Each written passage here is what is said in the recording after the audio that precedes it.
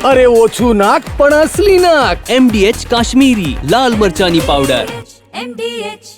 વાત હવે અમદાવાદની કરીએ તો વરસાદે વિરામ લીધાના 12 કલાક બાદ પણ પાણી નથી ઓસર્યા। હાટકેશ્વરના કેટલાક વિસ્તારમાં હજુ પણ વરસાદી પાણી ભરાયેલા છે। મુખ્ય રસ્તાઓ પર હજુ પણ વરસાદી પાણી છે। CTM એક્સપ્રેસ હાઈવે સામેની રાજેશ પાર્ક પાસે આવેલા ઉદ્ગમ વિદ્યાલય, અર્ચના વિદ્યાલય, ધ મધર અંગ્રેજી શાળા સંકુલમાં હજુ પણ પાણી ભરાયેલા છે। વરસાદી પાણી ન ઓસરતા શાળા સંચાલકોને શૈક્ષણિક કાર્ય બંધ રાખવાની ફરજ પડે તેવી સ્થિતિ સર્જાઈ છે। શાળાના વર્ગખંડ અને સંકુલમાં વરસાદી પાણીનો કોઈ નિકાલ નહીં।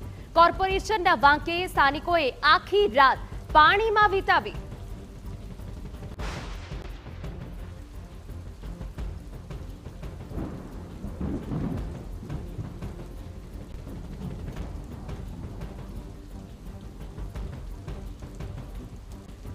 તો હજુ પણ જે મુખ્ય રસ્તાઓ હોય કે જે સ્થાનિક વિસ્તારો હોય ત્યાં વરસાદી પાણી ભરાયેલા છે।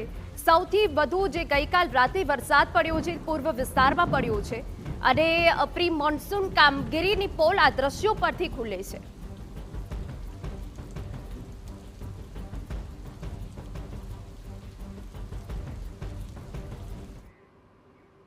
તો વરસાદે વિરામ લીધાને 12 કલાક થઈ ગયા છે, પરંતુ 12 કલાક બાદ સ્થિતિ શું છે?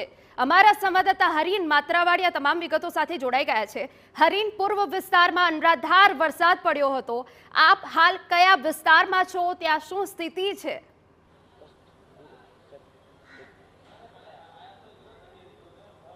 બિલકુલ, ગઈકાલે રાત્રે જોરદાર વરસાદ પડ્યો હતો ને પૂર્વ વિસ્તારના અલગ અલગ ભાગો છે તેમાં 2 થી 4 ઇંચ જેટલો વરસાદ પડ્યો હતો। CTM વિસ્તારની વાત કરીએ, ઉદ્ગમ સ્કૂલ છે, હું ઉદ્ગમ સ્કૂલમાં છું ને હું મારી પાછળના દ્રશ્યો બતાવવા માંગીશ કે અહીં છે ક્લાસરૂમમાં પાણી છે તે ઘૂસી ગયા છે ને આજે અમુક સ્કૂલો છે ત્યાં રજા આપી દેવાનો વારો આવ્યો છે। ગઈકાલે રાત્રે જે રીતે વરસાદ પડ્યો હતો, જો કે વરસાદ અત્યારે બંધ છે પરંતુ પાણી છે તે ધીમે ધીમે ઓસરી રહ્યા છે। જે રીતના આપ દ્રશ્યો જોઈ શકો છો કે ક્લાસરૂમ પર પાણી થયા છે, જે ઓફિસ હોય છે ત્યાં પણ પાણી આવી જતા જે તમામ જે દસ્તાવેજો છે, ડોક્યુમેન્ટ છે તે પણ અન્ય સ્થળે ખસેડવાની ફરજ પડી છે। ને આપ દ્રશ્યો જુઓ કે આ પાણી છે હજી ઓસર્યા નથી। વરસાદે ભલે વિરામ લીધો હોય પરંતુ જે રીતના ફક્ત આ સ્કૂલની વાત નથી, આ વિસ્તારની તમામ મોટાભાગની સોસાયટીઓ એવી છે કે જ્યાં ઘૂંટણસમા પાણી અત્યારે જોવા મળી રહ્યા છે।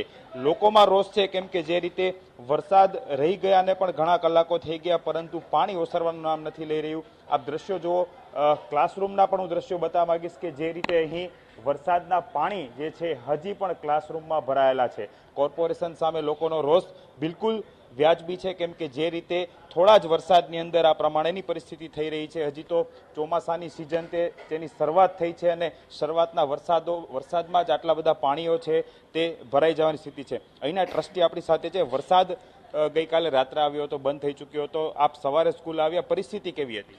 સાહેબ, કાલના 2 કલાકના જે વરસાદ પડી, વરસાદમાં ક્યાંક ને ક્યાંક અમદાવાદ પૂર્વ વિસ્તારમાં ગવર્મેન્ટની, ભાઈપુરા વિસ્તારમાં ગવર્મેન્ટની AMCની પોલ ખુલી ગઈ છે। કાલે રાત્રે 10 વાગે પાણી બંધ થયું છે પણ હજુ સુધી તમે જોઈ શકો છો મારી સ્કૂલ અર્ચના વિદ્યાલય ઉદ્ગમ મધરમાં હજુ સુધી પણ ક્લાસરૂમમાં પાણી છે। ના છૂટકે આજે મારે રજા રાખવી પડી। 1500 વિદ્યાર્થીઓના આજે શિક્ષણ પ્રભાવિત થયું છે અને કાલે મારી સ્કૂલમાં પ્રવેશનો કાર્યક્રમ છે પણ આજ કેવી રીતે રાખી શકાય? હવે મને નહીં લાગતું કે 2 દિવસ સુધી આવે કેમ કે કચોડો એટલું બધું થઈ ગયું છે, નુકસાન એટલું બધું થઈ ગયું છે કે આ બધું સાફ કરતા 2 થી 3 દિવસ લાગશે। તો ક્યાંક ને ક્યાંક ગવર્મેન્ટ દર વર્ષે અમને આશ્વાસન, છેલ્લા 10 વર્ષથી આ કહાની ચાલુ છે AMCને અને દર વર્ષે અમને આશ્વાસન આપે છે કે આ વખતે પાણી નહીં ભરાય। તમે રજૂઆત નથી કરી કોર્પોરેશનમાં?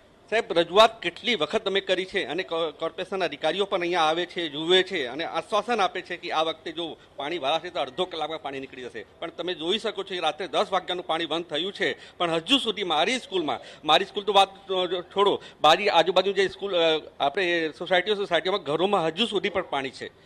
તો છોકરાઓ ક્યાંથી આવે, વાલીઓ ક્યાંથી મોકલે? અમારી સ્કૂલમાં કેવી રીતે છોકરાઓને બોલાવીને ભણાવી શકીએ? અને કોર્પોરેટર, ધારાસભ્યોને કોઈ દિવસ રજૂઆત કરી? સ્થાનિક કોર્પોરેટર પણ આવે છે અને ધારાસભ્યને બી ખબર છે કેમ કે આ એક વર્ષ, 2 વર્ષ, 3 વર્ષ નહીં, આ છેલ્લા 10 વર્ષથી આ કહાની દ્વારા દર વર્ષે મારું લાખો રૂપિયાનું નુકસાન થાય છે મારા સ્કૂલમાં પણ એની રિસ્પોન્સિબિલિટી કોઈ લેતા નથી। આશ્વાસન આપીને જતા રહે છે પણ રિસ્પોન્સિબિલિટી કોઈ લેતા નથી।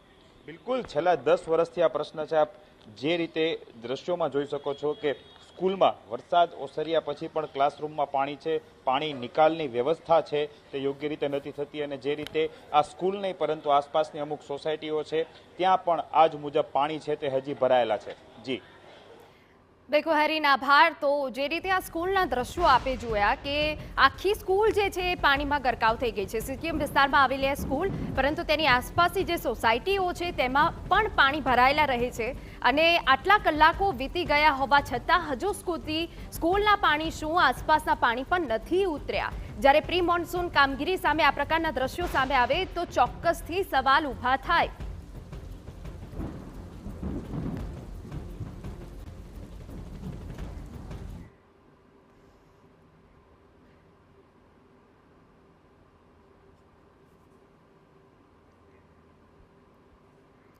MDH બિરયાની મસાલા, પારંપરિક બિરયાનીનો અસલી સ્વાદ. असली मसाले साच साच MDH